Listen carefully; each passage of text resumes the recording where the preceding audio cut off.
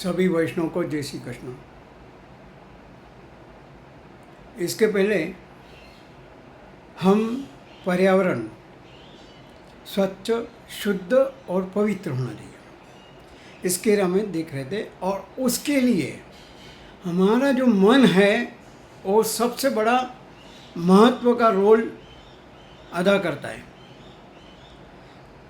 कहा गया है, मन ही जीता तो वो जीत सकता है और मन ही हारा तो अवश्य हार जाएगा।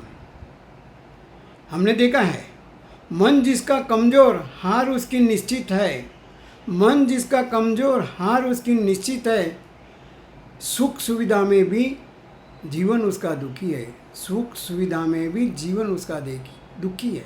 लेकिन मन मक्कमता से जो जिए, मन मक्कमता से जो जिए वो अमर बन जाते हैं, रोशन बन जाते हैं। और जो जलती जीता पर माने कष्ट सहन करता है, मुश्किलों का सामना करता है, स्थितप्रज्ञ रहता है, वही सच्चे अर्थ में अपने जीवन का लक्ष्य प्राप्त कर सकता है, ध्येय प्राप्त कर सकता है। कहने का मतलब हमारा मन जो है वो जो विचार है, विचारों से ही हमारा कर्म बनता है। और कर्म करने के लिए हमारे पास एक आत्मबल चाहिए। मन जो है, अगर हमारा आत्मबल सही है तो हमें दुनिया की कोई ताकत हरा नहीं सकती। मुश्किलें आएगी, प्रॉब्लम्स आएगी, कठिनाइयाँ आएगी, परेशानी रहेगी, लेकिन उसमें से हम कुछ अनुभव लेते लेते अवश्य यशस्वी बन सकते हैं, सफलता मिल सकती है। सिर्फ यही है, हमें अपना मन मक्कम रखना है। नचिकेता का जीवन हमें पता है। यमराजा ने उसको कहा 3 वर मांग, तो उन्होंने जो पहले 2 वर मांगे वो उनको आसानी से दिए, लेकिन तीसरा जो था आत्मविद्या, आत्मज्ञान, वो देने से मना किया। उसके लिए यमराजा ने उसको कुबेर का धन, अप्सराएं सब कुछ देने के लिए तैयार किया, लेकिन नचिकेता मोह माया में नहीं फंसे। और अंत में यमराजा को उनको वो शिक्षा ज्ञान देना ही पड़ा। हमारे जीवन में भी ऐसे प्रसंग आते हैं। हमारे पास शक्तियाँ हैं,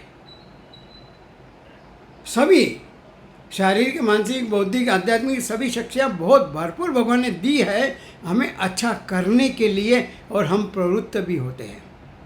लेकिन क्या होता है कि ये जीवन में भगवान में साथ साथ में माया, मोह और लोभ, ये तीनों के अपने जीवन के सामने रख दिया है। जब जब भी हमने कदम बढ़ाते हैं, आगे चलते हैं, तो ये जो माया, मोह और लोभ ये हमें पीछे खींचते हैं, पतन की ओर ले जाते हैं। उसी समय हमें निर्णय लेना है, मन मक्कम करना है कि which is better for me, मेरे लिए कौन सा अच्छा है, मोह माया या लोभ में फंसूं या तो फिर उसका सामना करते हुए मेरा जो देह है उसके ऊपर आगे बढ़ूं। एक बार एक ऋषि मुनि बहुत पहुँचे हुए हैं, उनके पास इतनी शक्ति है तपस्या से, बल से, कि वो चाहे तो सूरज को रोक सकते हैं, अंधेरा ला सकते हैं। लेकिन एक बार भगवान ने उनकी परीक्षा करने के लिए बिजली, आकाश में बादल लाए, बिजली गड़गड़ाई, और उसी समय उस ऋषि के आश्रम में एक बार जब ध्यान में बैठे थे, एक भगवान ने अपना अवतार चेंज किया, एक रूप सुंदरी अच्छा बन के उनके दरवाजे पर टक टक लगाई। और जैसा दरवाज़ा खुला, उनका ध्यान भग्न हो गया, दरवाज़ा खोला तो उन्होंने देखा और लावण्य रूप जो रूप से बहुत भरी हुई है, ऐसी लावण्य स्त्री को देखा। उन्होंने उसको अंदर बुलाया और उसी वक्त उनके मन में उससे शादी करने का ये हुआ, लोभ आया, मोह आया, माया उनको छूने लगी और उन्हें पूछ लिया आपकी शादी हुई है? नहीं हुई तो मैं आपसे शादी करना चाहता हूँ। तो उस लड़के ने भी वही कहा, हाँ मेरी शादी नहीं हुई है लेकिन आपसे शादी करनी मेरी एक शर्त है, मेरे पिताजी ने जो कही है। बोले क्या?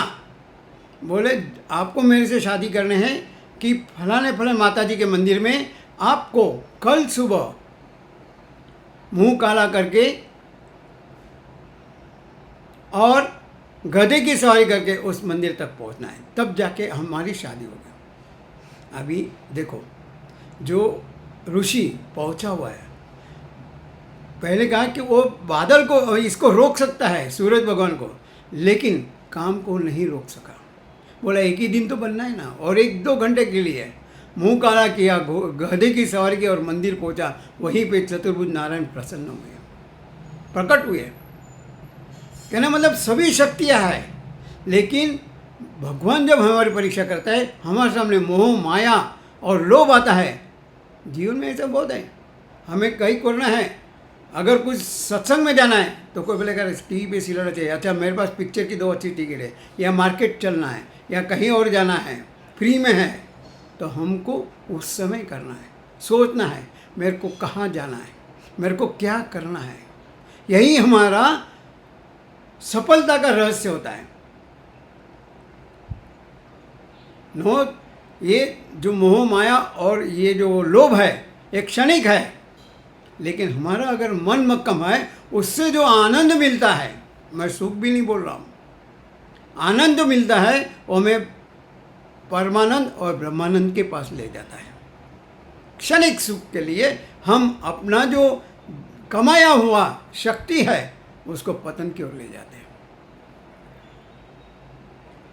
भमरे का दृष्टांत है, उसको अक्षत से लकड़ी है, उसको कुतर सकता है, लेकिन जब घूमते घूमते फूलों के पास जाता है और जो कलियों में वो समा जाता है सुगंध लेते हुए, उसको पता नहीं चलता है कि शाम हो गई, रात हो गई, लेकिन वहीं वो चिपका रहता है। और सुबह जब होता है तो नीचे गिरता है और कभी मानव के या हाथी के या पशु पक्षी के पैरों के नीचे आकर उसका अंत हो जाता है। देखो, लकड़ी को कुतरने की शक्ति है, काटने की शक्ति है, लेकिन जब मोह माया में लोभ में फंसता है तो जो नरम है, कोमल है, वो फूल में से वो बाहर नहीं निकल सकता है। तो यही है, हमें हमेशा अपना मन को मक्कम करना है और सोचना है मुझे क्षणिक सुख के पास जाना है, या जो मेरे पास साथ में आनंद है, परमानंद है, ब्रह्मानंद है, उसको पकड़ना है। Choice is ours. आज पैसा जरूरी है, लेकिन उससे कई ज़्यादा जरूरी हमारे जीवन को तंदुरुस्त, निरोगी, मस्त, स्वस्थ रखने के लिए परमात्मा की जरूरत है। परमात्मा में जहाँ सत्संग होता है, जहाँ अच्छे विचार होते हैं, जिससे मेरा जीवन विकास हो, वो हमें अपनाना है। फिर से कहूँगा, पैसों की ज़रूरत है, पैसा इज नॉट साध्य, एक साधन है सुखी या आनंदी बनने का, लेकिन और भी आनंद बनना है तो सत्संग, सत्विचार, सत्कर्म, ये हमारे जीवन के लिए बहुत ही उपयोगी है। तो भगवान से आज यही प्रार्थना करते हैं कि हम ये अपना जो मन है मक्कम बना दे, आत्मबल, आत्मशक्ति बढ़ाने की कोशिश करेंगे। भगवान हमें ऐसे बुद्धि दे, शक्ति दे, भक्ति दे। इसी शुभकामना के साथ सभी वैष्णव को जय श्री कृष्ण।